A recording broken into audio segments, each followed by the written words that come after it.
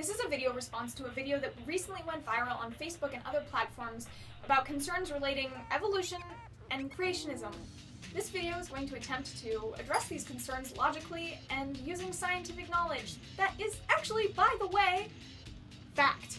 Probably the first misconception in this video is the definition of evolution. Evolution is the process by which new traits develop and become more frequent. When traits separate one group of organisms from another group of organisms, that might lead to a new species, which is really what he's referring to as evolution, the new species part. Now moving on, he begins the video by saying that an atheist told him he was an idiot for believing in God. And I want to make it very clear before I start this video that not anyone is an idiot for their beliefs. Not anyone is an idiot for believing in God or believing in some supreme force. I'm a young person, but I have my own religious beliefs as well. And whether or not there is a God does not define scientific fact. He then goes on to discuss how evolution cannot be proved as fact because we can't observe it. In a debate between Bill Nye and a creationist thinker, he discussed the difference between historical science and observed science, or something along those lines. Bill Nye talked about a TV show called Crime Scene Investigation. In this show, they are trying to prove that one person did something, and they weren't there when it happened, but somehow they're able to prove it. They didn't observe it, but they prove it. How is that? There is evidence that they did it. They have motive that they did it. It makes sense that they did it. And this brings me into the thought of Occam's razor. Occam's razor states that the strength of a scientific theory is related to the diversity of phenomena it can explain and to its elegance and simplicity. Theory can explain many different phenomena, like the separation of a species and inheritance of a new trait. Another thing about evolution is it actually is quite simple as well. One of the main concepts within the theory of evolution is natural selection. Essentially, natural selection refers to how if one trait is more advantageous to another trait, then the fitter organism will be more likely to pass on that trait. Then, he starts to criticize how scientists may find the first cell forming. Is it really possible that from some big bang somewhere, from a single atom, the entire universe formed and a single tiny cell formed all life on Earth? It's actually hypothesized that the first cell formed in deep sea vents, where a foam of iron sulfur came up from the bottom of the ocean, and hydrogen within those bubbles reacted to form methane, formate, and acetate, which are basic chemicals for life.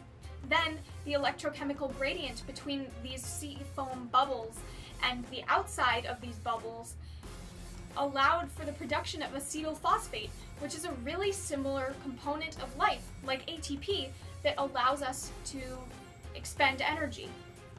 Then we can form amino acids.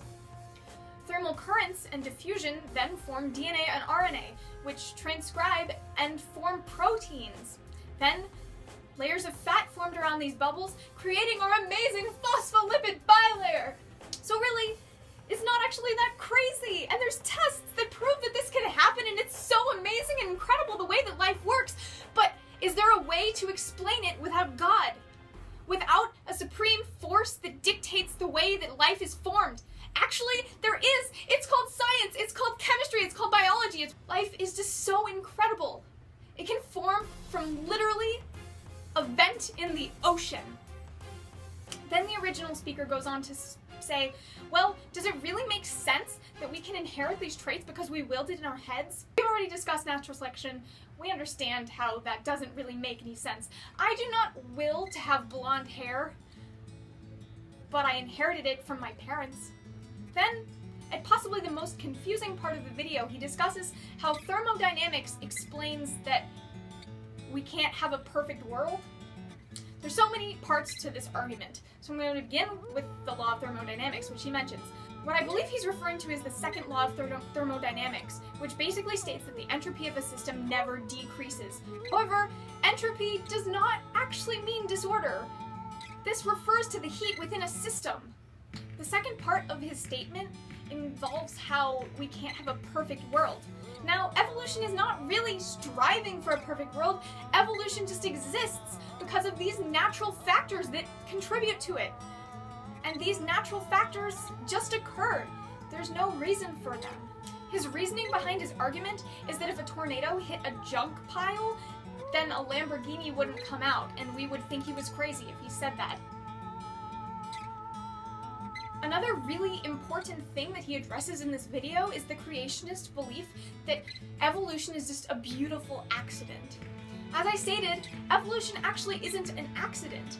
It's just the way that natural factors interact with one another. One of the most beautiful things that he presented in his argument was how if we have beautiful things like Yellowstone, and we have beautiful things like Montana and the Grand Canyon and Yosemite, that it can't be created without intelligent design. However, in the same way, natural factors are contributing to that beautiful phenomena. The final part of his argument involves the structure of the word universe. The prefix uni, meaning one, and the suffix verse, meaning a short spoken word. He then goes on to cite the Bible, saying that in the beginning, God said, "Let there be." However, even in the Bible he seems to be citing, it actually is true that it says, "Let there be light." Well, let me retaliate with a section of the King James Bible.